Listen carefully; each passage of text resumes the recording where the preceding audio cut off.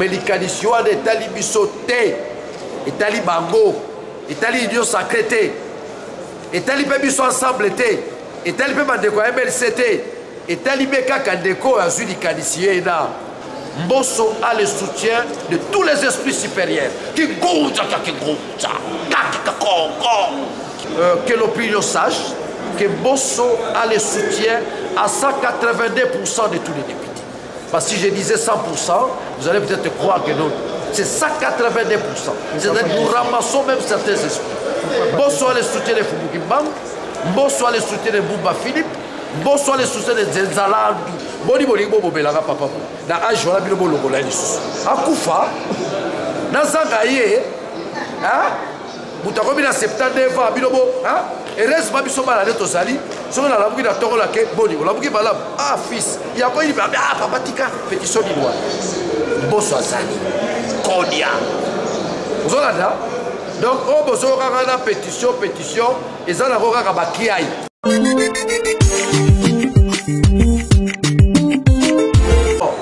Le travail du député, c'est légiférer. Le travail du député, c'est contrôler l'exécutif. Le travail du député, c'est les gardiens de la cohésion nationale. C'est ça les députés. Quand vous voulez définir les députés, au-delà, n'est-ce pas, d'une approche technique, il est aussi dans l'ordre sociologique les gardiens de la cohésion nationale. Dans ce sens-là. Et si nous devons, n'est-ce pas, s'appliquer et s'impliquer, rien que par des pétitions. Je crois que notre mandat a une mission spéciale. Notre mandat a une mission divine. Celle de conduire le président Félix à atteindre le niveau de la construction, n'est-ce pas, du Congo en tant qu'État-nation. C'est ça notre mission. Au-delà, n'est-ce pas, du social, au-delà de la paix à l'Est, au-delà de tout, nous ne sommes pas un État-nation. Nous devions, n'est-ce pas, devenir un État-nation. Ceux qui, hier, ont dirigé le Congo, l'ont détruit. L'ont détruit à quel niveau? Ils l'ont détruit au niveau de la construction, n'est-ce pas, de l'État-nation. Mais maintenant, nous avons la mission de construire le Congo en tant qu'État-nation. Mais pas avec des pétitions. Pas avec des pétitions. Donc, il faut, à un certain degré, engager de la rationalité à ce qui concerne les Congo. Le Congo est dans un gouffre, dans un fond sans fond. Et si nous ne prêtons pas attention, nous risquerons de disparaître. Il y a des États qui disparaissent. Engagement, de l'amour de la patrie. Voilà autant de valeurs que nous devions développer afin de sauver ce Congo en voie de disparaître.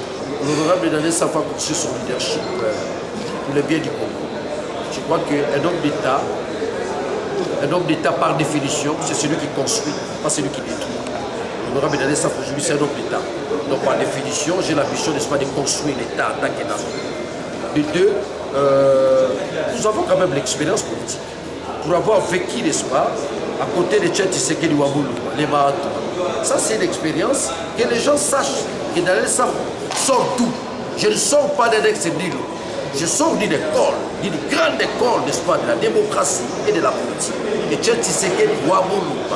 Donc je ne suis pas là pour aller prendre des initiatives qui détruisent. Ça fait combien d'années? Est-ce qu'on peut juger quelqu'un dans un espace d'une année ou de 7 mois, 8 mois, 9 mois?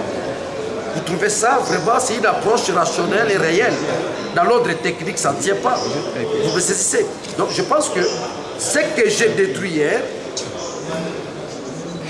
je ne dois pas le construire rapidement.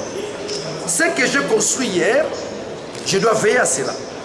Ce que j'ai construit hier, c'est quoi? C'est bon, c'est mon pouvoir. C'est mon pouvoir.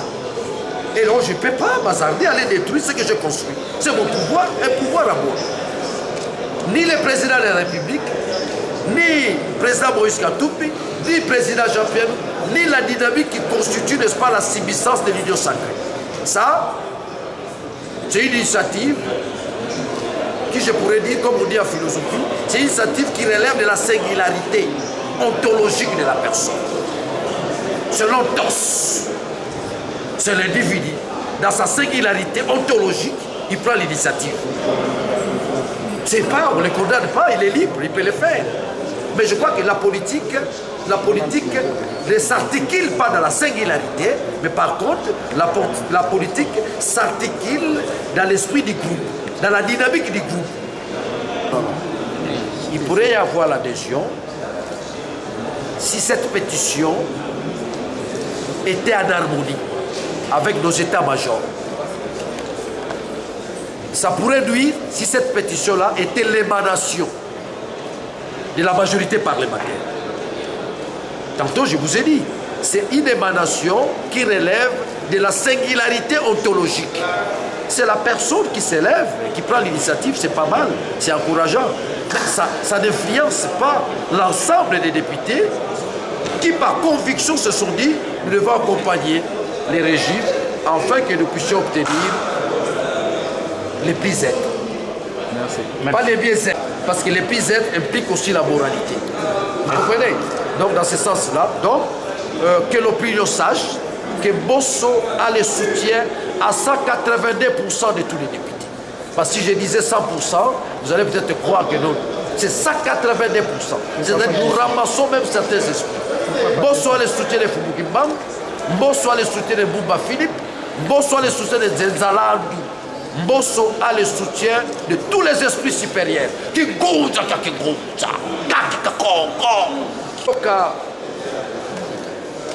Bisika te baliki ba lokola Bosso ndenge balobi na lokota français une pétition ezali likambo etali biso te ezali likambo député atelemi na mayele na ye na mosala na ye pamba te ezali mosala député esiko aboni ekotambola malamu te akoki mpe kozwa makanisi ya bongo mais likanisi wana etali biso te etali bango etali union sacré te etali mpe biso ensemble te etali mpe bandeko ya MLC te etali mpe kaka ndeko azwi likanisi ye na fandi alamuki bosine pétition Bosso aloba Bosso aza na soutien na biso nyonso aza na soutien Daniel Sam aza na soutien bayi nyonso baza na kati ya union sacré boni bolingi bobobelaka papa mo na age wana bino bolongola ye lisusu akufa nazanga ye moto akomi na 79 ans bino bo heureusement biso bana nde tozali soki nalamuki na ntongo lake boni olamuki malamu fils yakoyini papa tika pétition nini wana Bosso azali konia ozolanda donc oyo bozoko kaka na pétition eza nango kaka bakiai na bakilibiti ozokopa lobi tozozoka bomona nde toyamba Bosso na kati ya sala cette pétition là ne relève pas l'esprit du groupe. Ndenge ba philosophe balobi, c'est dans la singularité ontologique. Là, je parle de l'être de l'homme. Vous avez la règle. Donc, l'ikambouye est allé bisote, bayi poto, bayi kinshasa, bayi bokini, bayi bate, toya kaka awate pour la mossa, tout ça la kaba pétition. Pourquoi ça va bouda? Panzi, gaï panzi, on a la tête, 4 jours. Nous nous sommes battus. Dans la Koboudala, Matakabi les acheteurs. Yebi bango basala rapela Bili Babaye. To bali ko kanga Bili Babaye. To kangi bango awo. Obola ba djekui, ba ina gos, soko kangi mutu yazo benda yo. Mais soko kangi kimbangu akwei. To kwei ici. To soka lisuna bakabwana. Donc musala la biso, banda la biso to kanga ya ba pétition. Yango banda la biso. Non. Nous avons beaucoup de choses à faire. Beaucoup de choses à faire. Ceux qui baboli likabako reprocher Bosso, bakobola ye. Aza papa bo aza na boadia. Aza la sagesse. Aza la mayele. Sagesse d'ailleurs on a tous à la reposa. Qui vous manque de comme beaucoup expérience pour la biso. Tous à la reposa. Pour bino bolibo badaka papa bokolobo. So boeba ki bokolo la rabato. Botika papa la biso. Botika papa la biso. Mais biso peut to lendi. Muta aussi Bosso azati. Muta aussi Bosso azati. Oh on est ça la rokaka. Maya moto. Maya moto kutu te wala ba glace, ba glaçon. Ba glaçon. Loko zate parce que bala Guba Kinshasa, bala Congo et si on dit ça fazalité, les amaramani ambuni ambu. Place momoni ça fazate et comme il gabu Dakar, mikolo ba oli kayo batumba. Ya bungu ebele. Ni kayo bungu ebele o bazolia. Là où il y a pas safou, il y a pas la lumière, il y a pas la vérité. Likamba pétition là, botala mutu la bino et kolekaka te. Bon libela regardez la ebsa bino. La ebsa bino likambu ya mutu la banque mondiale. Azawa. Banque mondiale azawa. Azawa pi. Nkola la mondiale zodi nguba na nzela bi mutu ba pese musala. Nguba na lidio ko na nzela. Oh, il y a quand même la vitamine.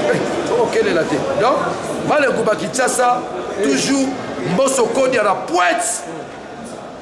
Union sacrée, et Zokene. Bon, on a bisoté. Oh, Union sacrée, mais pas comme la tête, Tozali. Toza toujours. Vous pouvez profiter de ton Cameroun, vous pouvez kota, vous pouvez aller au Iba, il y a ballon au Iba. Donc, Toza toujours, vous pouvez bien le président de la République, Fachi donc, vous pouvez le président de la République, vous pouvez la député de Yosso, lobby, vous pouvez la vidéo de Toyamba Bosso, l'entrée triomphante de Jésus-Christ à Jérusalem. Lobby Toyamba, Joe Biden.